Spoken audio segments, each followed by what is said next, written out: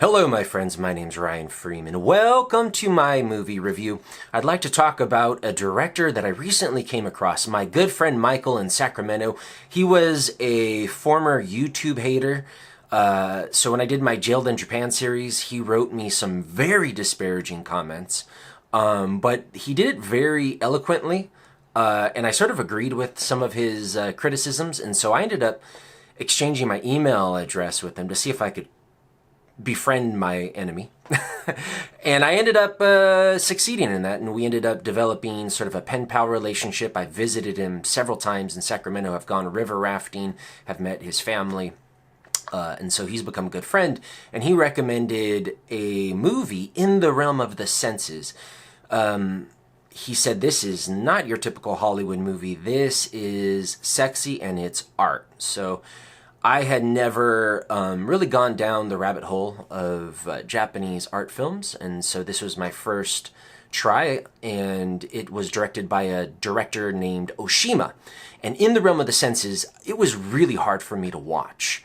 It was made, I believe, in the 1970s, and it involved a lot of pornographic, very hardcore sexual scenes that were way out of the realm of what you might see in Hollywood. In fact, the actors actually really had sex.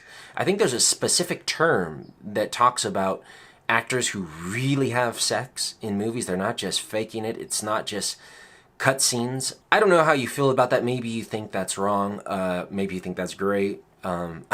When I was an actor, I used to be an actor back in the day, and I always, I was a young guy, and of course, every young male actor with a libido would love to be paired up with a beautiful actress and put in some hot, steamy scenes. Well, these scenes in the realm of the senses by Oshima were very raw and very real, and the acting was superb, and the cinematography, and you really are in the room of people getting down, and the way they're getting down is it's not your typical. There's some sadism and masochism and voyeurism and rape. I mean, it's, sex is one of those topics that of course in the public it's kind of a little risque to talk about, so we view it through art, or in the privacy of our browsing,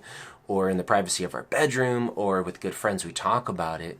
But I think that it's one of the most important parts of life, one of the most, because it's Terence McKenna, one of my favorite philosophers. He was most famous for talking about psychedelics and other things in that venue, but one thing he always said is that society is always trying to shield you from the rawness of life, from the real experience of being, of living.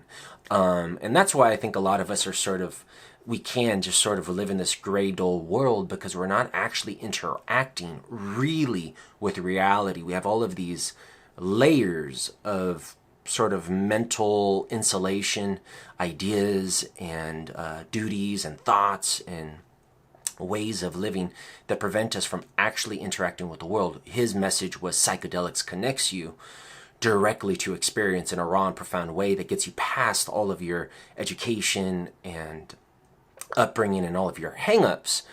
And similarly, he said sex was a great way to get to the rawness of life. And it's true, some of the most vivid, memorable, and perhaps traumatizing for some people in some instances of their lives is sex, right? It can be the most beautiful thing, and it could be horrific.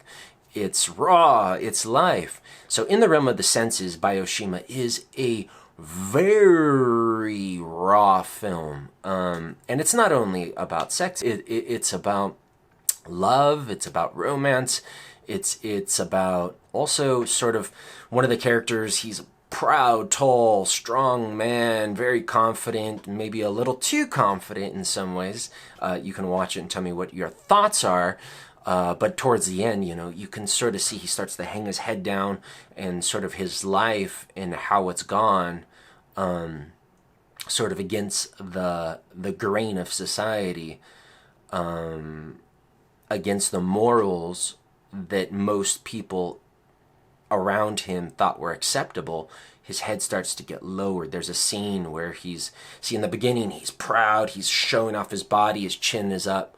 And then as he kind of gets involved with this woman, I'm not going to spoil too much, as he gets involved with this woman, and he does some things that are sort of taboo in the society, he's in some way, he's more personally and spiritually fulfilled.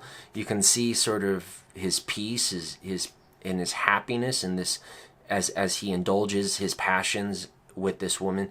But his head starts to get lowered, and there's a scene where he walks past these soldiers who are sort of marching. Soldiers, military, I think, are sort of the iconic, image of being right with society, with the symbol of propriety. They've got their uniform, they're marching in order, they symbolize order. And he's been living in chaos, and he's been living in passion. There's always, throughout a lot of themes in art and throughout history and philosophy and in our personal lives, there's this interaction between order and chaos. And we have both sides, and soldiers are the epitome of order.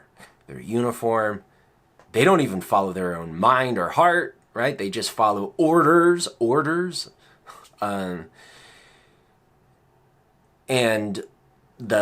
perhaps the criminal, or the person who's on the outside of society, the outcast, is someone who sort of adopts chaos, right? They don't follow orders. They follow their own mind. They follow their own heart, and they follow their own passions. And so they get into conflict with the order.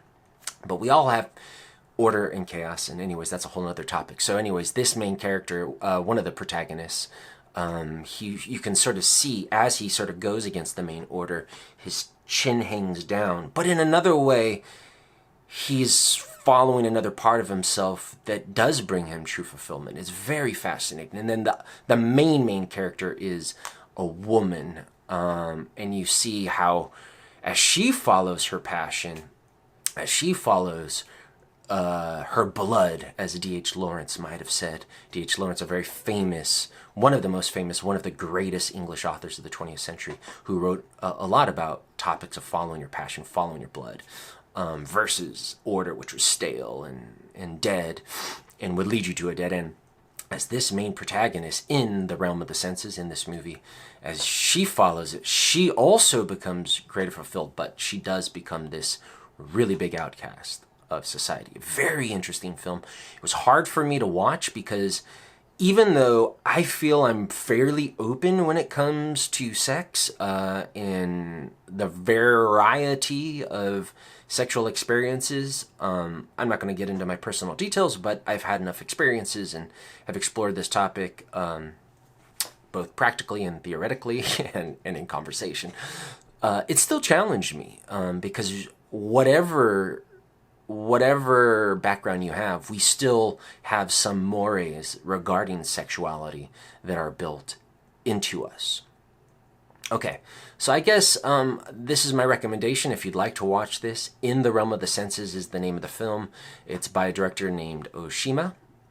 I'm not exactly sure how to pronounce his name. And I recommend it if anything that I said sounded interesting to you. And if you do watch it, please let me know what you thought in the comments. All right, my name's Ryan Freeman. Thank you for watching.